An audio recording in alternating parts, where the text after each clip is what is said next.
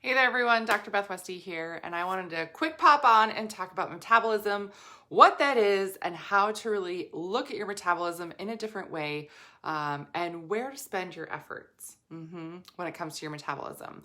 Now, last thing, Waitlist is just about full for the 12-week challenge that we are, registration opens tomorrow. So I'm going to put a link here in the comments. If you are not on the waitlist, this is your last opportunity to get on the waitlist for the 12-week challenge for a while. So make sure you do not miss out. Other resources I have for you with metabolism are, of course, my books, The Female Fat Solution and then The Female Menopause Solution. These are on Amazon. Great resources diving into nutrition for hormones and everything else.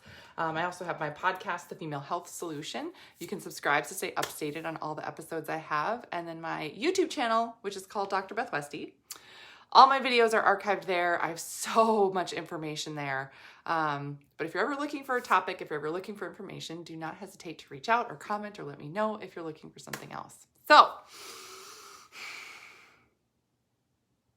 let's talk about metabolism. Let's talk about this. Let's talk about what this is, okay? Because a lot of times you read something or hear something and you're like, oh, look, this supplement is supposed to boost my metabolism and this is supposed to get me to fat burning and blah, blah, blah. How the human body works is that it uses energy to function all the time, right? And it needs fuel for energy, and that's metabolism. So you have different ways that your body burns energy. And if any of these are not working well for you, your metabolism can shut down. So the biggest percentage here is your resting metabolic rate. This is just what your body needs to function. How many calories a day does your body need to function?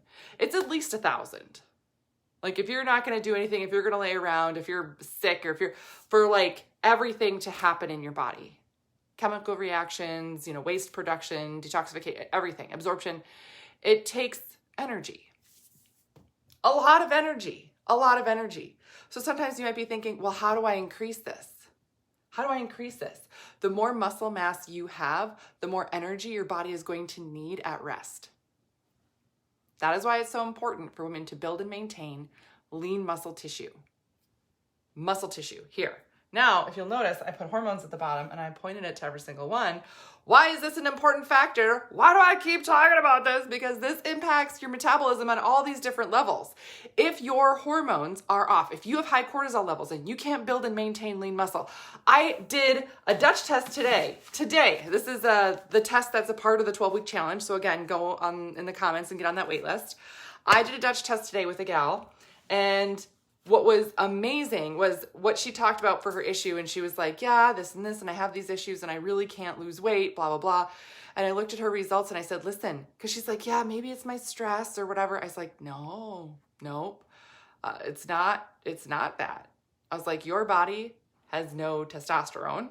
You can't, get that oomph, for muscle building or anything. And I could tell that her system was breaking down muscle tissue. There's other lab values that we look at that really look in depth at how your body's functioning. So when I went through and explained what was on her report, she was like, holy crap, that totally makes sense. And now I understand why I've been struggling so much. Yeah. You're not just doing the wrong workout or whatever. No, your system literally doesn't have the gas in the tank to get there. That's what we have to focus on. So again, if you want to build more muscle tissue, even 2 or 3 pounds more muscle tissue has a big impact on your resting metabolic rate, and that's the biggest piece of your metabolism. But you need to have that muscle tissue there to do it. I am like waving my hands around like crazy because this is the biggest thing.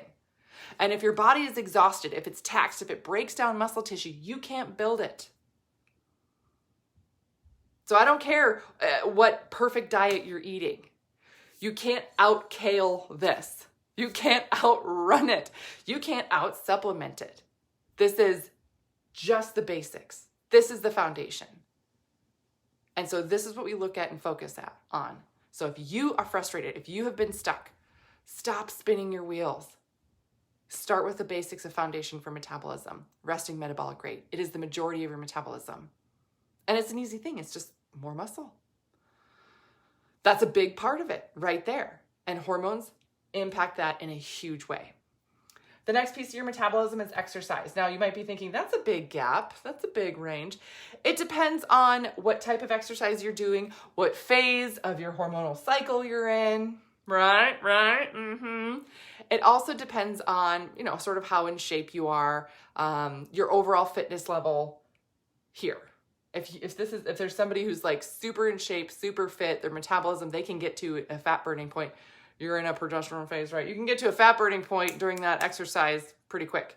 You do not stay there all day. Women do not stay there all day. Men, they can work out and be in fat burning for hours and hours and hours.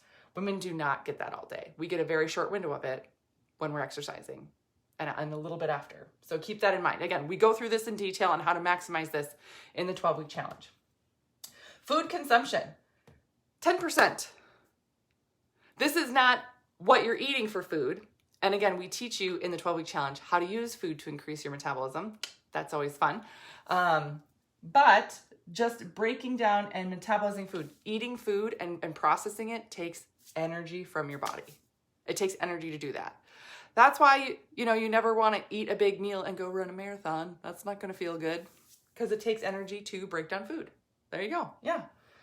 And then daily life, just daily life activities. You have to run a lot of errands and go get groceries and do the laundry and do the dishes and and all these things. Just daily movement, right? That's not part of your resting metabolic and it's not part of your exercise, but that can account for 5 to up to 50% of your metabolism, just, depending again. So a lot, and again, hormones impact all of these. If you're in your progesterone phase, your digestive system is slowed down. That impacts, the metabolism related to your food consumption. Progesterone phase can impact your overall energy levels, sleep, rest, right? All that stuff. It can impact how your body's responding to stressors and everything else in your daily life. That's a big deal. So when we look at metabolism and look at the percentages and look at how we can really increase your metabolism, we have to break it down into these different things. A lot of people focus on just this section here and say, I'm going to work out and I'm going to increase my metabolism. And that's not wrong, but a lot of women are not at a fitness level where you can, increase it by more than 15%. And if you're thinking about this and you're like, yeah, I've been working out and nothing much has happened. Yeah, because your metabolism has been struggling to just increase by only 15%. And with your hormones working against you, it's not even able to do that. So that's why focusing on the right things, focusing on the right areas really gets things moving forward for you. Yeah. Fun, right? Fun.